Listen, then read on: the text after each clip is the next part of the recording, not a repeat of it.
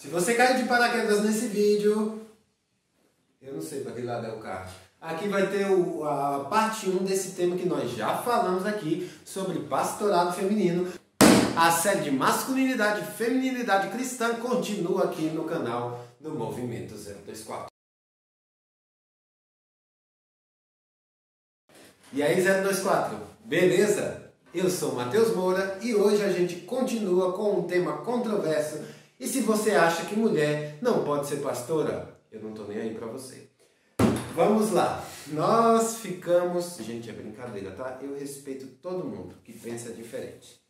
Nós ficamos hoje de tratar de dois textos que são bem controversos sobre pastorado feminino, porque, teoricamente, eles proíbem as mulheres de falarem na igreja. E agora, José, se os serralheiros... Eu nunca vi um bairro para ter tanto serralheiro igual aqui. Deus abençoe os serralheiros. Mas vamos lá. 1 Timóteo 2, versículo 8 em diante. Vamos ler esses textos para que possamos esclarecer a nossa mente quanto a este assunto. Quero, portanto, que os homens orem em todos os lugares, levantando mãos santas, sem ira e sem animosidade. Da mesma forma que as mulheres em traje decente, sem enfeite, com modéstia e bom senso, não com tranças no cabelo, com ouro ou pérolas, ou com roupas caras, porém com boas obras, como convém às mulheres que professam ser piedosas. A mulher aprende em silêncio com toda submissão, e não permito que a mulher ensine, nem que exerça autoridade sobre o homem. Esteja, porém, em silêncio, porque primeiro foi formado Adão, depois Eva, e Adão não foi iludido, mas a mulher, sendo enganada, caiu em transgressão.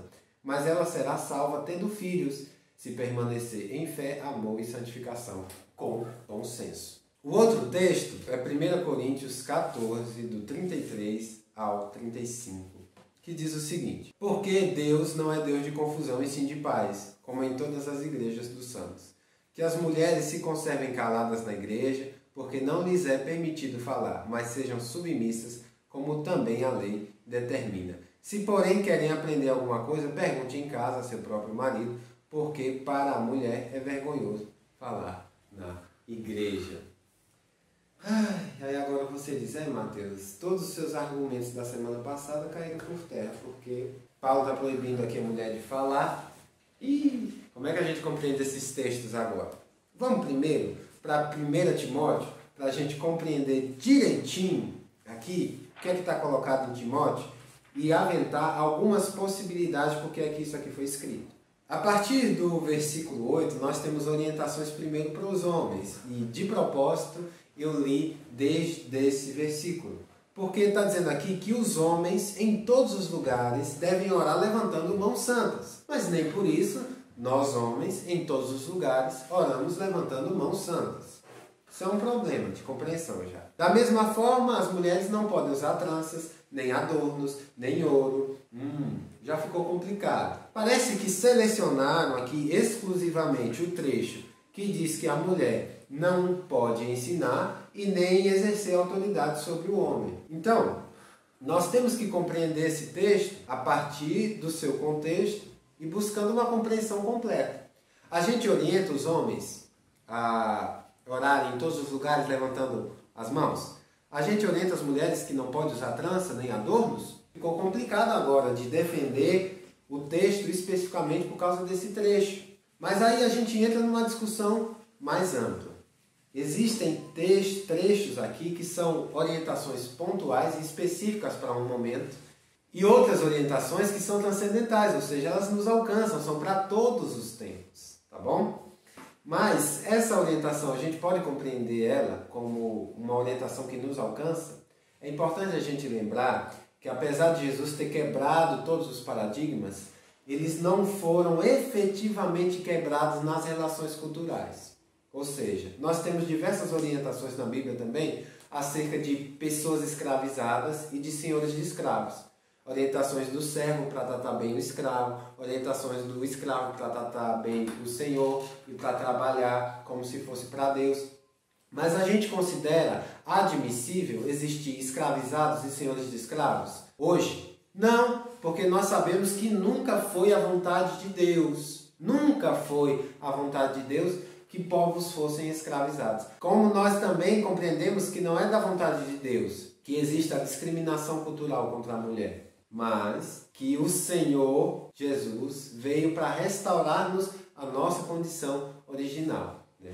De igualdade, de companheirismo e de parceria, homens e mulheres, principalmente dentro do reino de Deus. Em Coríntios, ainda nesse texto aqui de 2 Timóteo, outra compreensão também, já relacionada à tradução, perceba, a gente pode compreender aqui, no versículo 12, existe outra tradução. E não permito que a esposa ensine, nem exerça autoridade sobre o marido. Então nós já entramos aqui em outra relação. Não é a relação dentro da igreja, não é autoridade na igreja, é uma autoridade familiar. Então é liderança espiritual do lar e não da igreja. E eu acredito que essa posição está sendo referendada nos versículos 13, 14 e 15.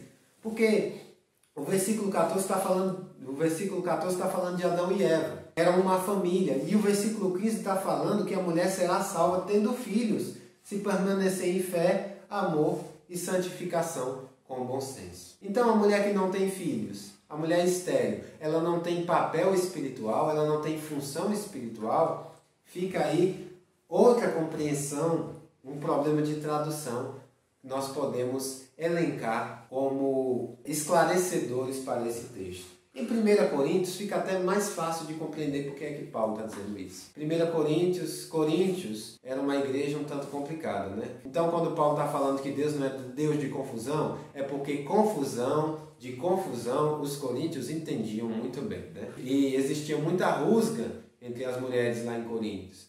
A questão das mulheres da cabeça raspada, das mulheres que tinham seus maridos e a questão do véu, a gente precisa se aprofundar nesse assunto para compreender todas as facetas que nós temos em Coríntios. Quem sabe uma reflexão futura. Mas eu acredito que Paulo está falando isso em referência a essa confusão que existia na igreja dos coríntios. Então, também uma orientação pontual e não para a igreja dos coríntios e não uma orientação que nos alcança. Existem também outros textos que a gente pode usar para dar a palavra final nesse assunto, tá? E eu quero começar pelo texto de Gálatas 3, 28, que diz: assim sendo, não pode haver nem judeu, nem grego, nem escravo, nem liberto, nem homem, nem mulher, porque todos vocês são um em Cristo Jesus. Acabaram as distinções. Em Cristo Jesus todos nós somos um. Ele é o sumo sacerdote e nós podemos acessar a Deus através dele, porque ele já se sacrificou por nós. E para o trabalho do reino dele, independente da nacionalidade, independente de ser escravizado, de ser um homem livre, independente de ser homem ou mulher, todos podem. Todos nós somos um em Cristo. Todos nós podemos exercitar um ministério nas nossas vidas. Todos nós podemos buscar ao Senhor e cumprir a missão que Ele nos deixou. Para referendar ainda mais, eu quero ler outro texto, Marcos 12, 25. Jesus, nesse texto, está conversando com os saduceus. Os saduceus diziam que não existia ressurreição. E aí eles perguntaram a Jesus acerca de um homem que tinha casado com mais de uma mulher. Eles perguntaram a Jesus acerca de uma mulher que tinha casado com mais de um homem. Quem seria o marido dela na ressurreição? Veja o que Jesus respondeu, versículo 25. Pois quando ressuscitarem dentre os mortos, nem casarão, nem se darão em casamento, mas serão como os anjos nos céus. Para fechar esse raciocínio, eu quero ler Efésios 2, 6, tá? E juntamente com ele nos ressuscitou e nos fez assentar nas regiões celestiais em Cristo Jesus. Ou seja, Jesus está dizendo que quando a gente ressuscitar, não se casa nem se dá em casamento. Aqui, em Efésios 2, está dito que ele já nos ressuscitou e nos fez assentar nas regiões celestiais. Nós já fomos ressuscitados espiritualmente, porque o nosso velho homem já morreu. Nós já nascemos de novo. Ou seja, espiritualmente nós já estamos na eternidade. Nós já estamos assentados nas regiões celestiais.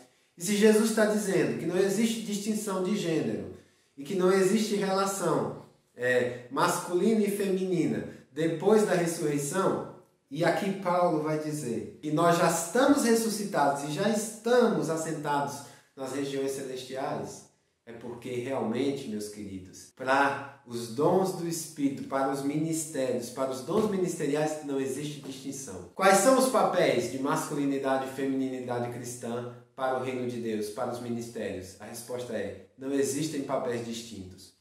Podem existir adequações, lugares onde é melhor colocar um homem ou lugares onde é melhor colocar uma mulher. Mas para dons ministeriais, de dizer só o homem pode ser pastor, só a mulher pode ser missionária, só o homem pode ser evangelista, isso não está colocado em nenhum lugar na Bíblia. Muito pelo contrário, nós temos na Bíblia a universalização dos dons para todos os que foram batizados com o Espírito Santo. Ou seja, quando nós temos a descrição dos dons espirituais e dos dons ministeriais, em Romanos 12, em 1 Coríntios 12, em Efésios 4, em lugar nenhum dessas listas está escrito: o homem será pastor, o homem terá o dom de profetizar, a mulher será evangelista, a mulher terá o dom de línguas. Não está colocado em lugar nenhum isso. Não está especificado que um dom é para isso, um dom é para aquilo. Todos nós, homens, mulheres, judeus, gentios, somos nós, né? Gentios, empregados, patrões, né? Escravizados, livres, podemos ter qualquer dom ministerial desde que o Espírito nos conceda. Tá? Nós temos as denominações que permitem que as mulheres sejam diaconisas, permitem que as mulheres sejam missionárias, evangelistas, só não permitem que elas ministrem os sacramentos. Isso é uma incoerência. Existem outras que já são mais radicais, que não permitem nem que elas tenham esses títulos.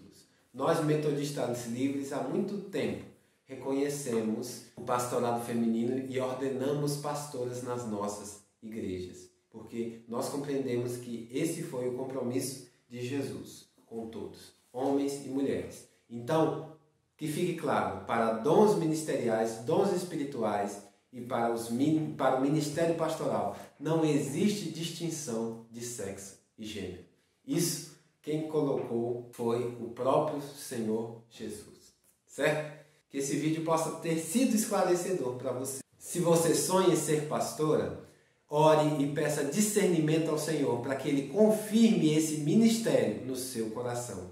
Se o Espírito te deu o dom ministerial de ser pastora, confie em Deus e siga firme, porque você poderá ser pastora. Tá? Deixe o seu like, ative as notificações para você receber os próximos vídeos, porque eles trarão coisas muito legais, ainda tratando sobre masculinidade e feminilidade cristã.